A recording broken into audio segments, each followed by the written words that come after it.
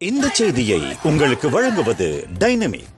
34 ஆண்டு கால சிறந்த டைனமிக் 7ஆம் உணர்வு விழித்தெழுதல் விழிப்புணர்வு உளமன உணர்வியல் அனுபவ பயிற்சிக்கு டைனமிக்.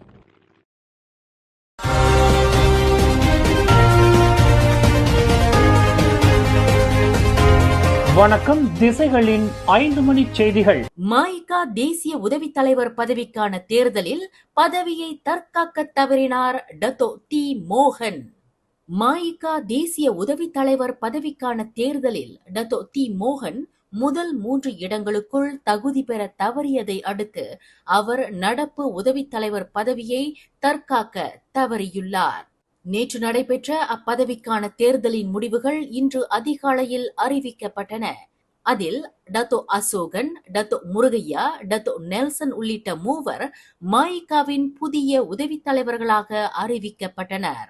முதல் இடத்தில் டத்தோ அசோகன் 8633 வாக்குகளும், இரண்டாவது இடத்தில் டத்தோ முருகையா 8566 வாக்குகளும், மூன்றாவது இடத்தில் டத்தோ நெல்சன் 8338 வாக்குகளும் பெற்றுள்ளதாக அறிவிக்கப்பட்டது.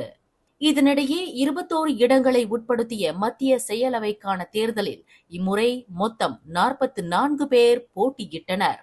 அவர்களில் ஆக அதிகமாக பிரிகேட் MIC-ஐ சேர்ந்த ஆண்ட்ரூ டேவிட் 8598 வாக்குகளை பெற்று முதல் இடம் பெற்றுள்ளார். அவருக்கு அடுத்த நிலையில் தினாலன் ராஜகோபாலு 8270 வாக்குகளை பெற்றிருப்பதாக தெரிவிக்கப்பட்டது. அது தவிர Raveenkumar Krishnasamy, Dato AK Ramalingam, Dato P Kamalanathan முதலானோரும் மத்திய செயலவைக்கு தேர்ந்தெடுக்கப்பட்டுள்ளனர். தற்போது தேர்வு செய்யப்பட்டுள்ள மஇகாவின் புதிய செயலவை உறுப்பினர்கள் அனைவரும் வருகின்ற 2027ஆம் ஆண்டு வரையில் அப்பொறுப்புகளை வகிக்க உள்ளனர். பினாங்கு சுங்கைபக்காப் சட்டமன்ற தொகுதி இடைத்தேர்தலில் கண்டுள்ள தோல்வியை ஏற்று PKR கட்சி வருங்காலத்தில் இன்னும் ஆக்கப்பூர்வமான முறையில் செயல்படும் என அதன் உதவி தலைவர் நூருல் ஈசா அன்வார் தெரிவித்தார். பினாங்கு மற்றும் மலேசியாவுக்கு நல்லதொரு எதிர்காலத்தை ஏற்படுத்தி தரும் நோக்கில் PKR கட்சி தொடர்ந்து உருமாற்ற நடவடிக்கைகளை மேற்கொள்ளும்.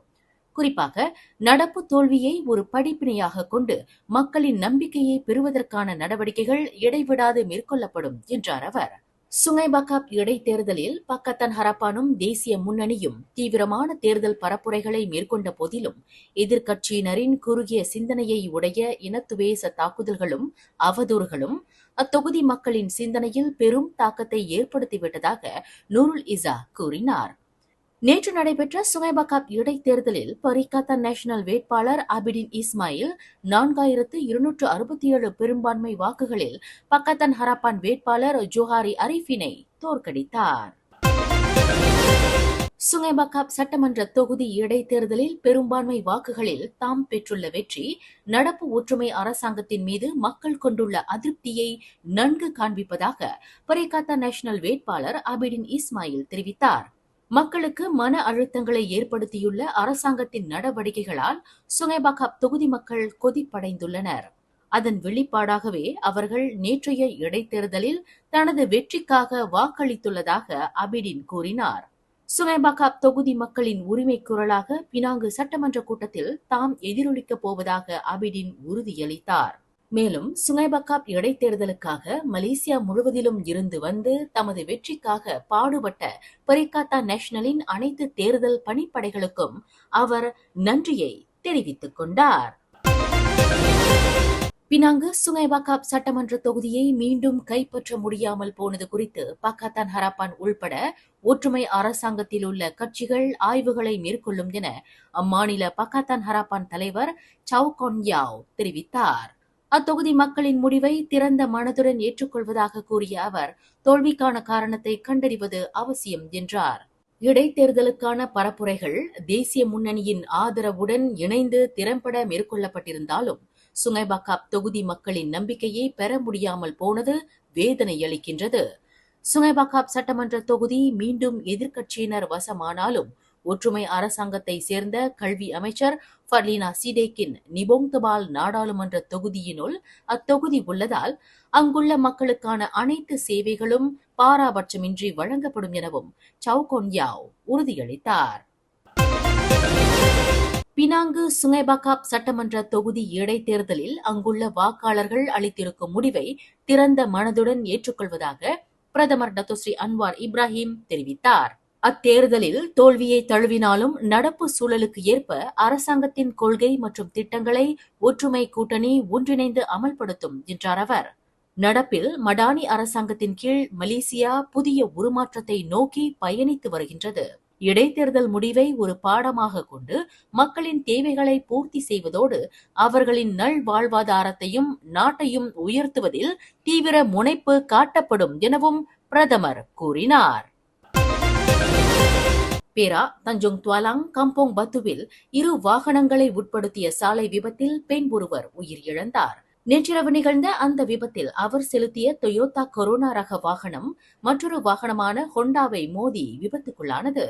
அதில் வாகனத்தினுள் சிக்குண்ட அப்பெண் நிகழ்விடத்திலேயே உயிர் இழந்தது உறுதி செய்யப்பட்ட நிலையில் மற்றொரு காரில் வந்திருந்த 2 சிராய்ப்பு காயங்களுக்கு இலக்காகினர். முன்னதாக அச்சம்பவம் குறித்து நேற்றிரவு மணி 7:57 அளவில் தகவல் பெறப்பட்டதை அடுத்து பத்துகஜா தீயணைப்பு மீட்பு நிலையத்திலிருந்து 5 வீரர்கள் சம்பவ இடத்திற்கு விரைந்தனர்.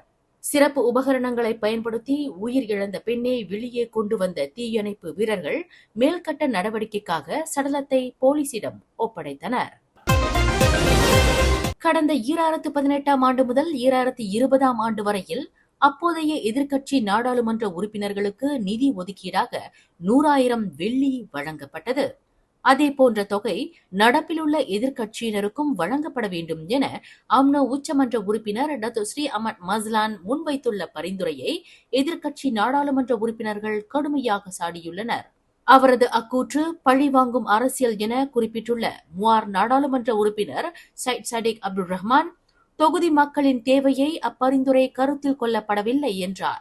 முந்தைய பிரதமர் டத்தோஸ்ரீ இஸ்மாயில் சப்ரி யாக்கூப், ஜோஹர் மந்திரி பசார் டத்தோ ஆன் ஆபீஸ் காசி ஆகியோரை போன்று நடப்பு பிரதமர் டத்தோஸ்ரீ அன்வார் இப்ராஹிம் எதிர்க்கட்சியினருக்கு சரிசமமான நிதி ஒதுக்கீட்டை வழங்கி இருக்க வேண்டும் எனவும் அவர் கூறினார். நடப்பு அரசாங்கத்திலுள்ள ஆளும் மக்கள் பிரதிநிதிகள் எதிர்காலத்தில் எதிர்க்கட்சியினரானால் அவர்களுக்கும் அதே நிலை ஏற்படும் எனவும் சைட் சடிக் எச்சரிக்கை விடுத்தார். இதனிடையே மாச்சாங் நாடாளுமன்ற உறுப்பினர் ஒன் அஹமட் ஃபைசால் ஒன் அஹமட் கமால் கூறுகையில், அமட் மஸ்லானின் பரிந்துரை அவரது ஆற்றலையும் தேசிய முன்னணியின் ஆற்றலையும் பாதிக்க செய்யும் என்றார். உருமாற்ற கொள்கைக்கு எதிரான போக்கை தேசிய முன்னணி கொண்டுள்ள சூழலில் அப்பரிந்துரையை பிரதமர் ஏற்பாரேயானால் அவரது உருமாற்ற கொள்கை எத்துணை பாராபட்சமானது என்பதை அது புலப்படுத்தும் என்றார் அவர். மேலும் செய்திகளை தெரிந்து கொள்ள கீழே இருக்கும் பெல் பட்டனை அழுத்துங்கள். உங்கள் மகிழ்ச்சியை வெளிப்படுத்த லைக் மற்றும் ஷேர் செய்யுங்கள்.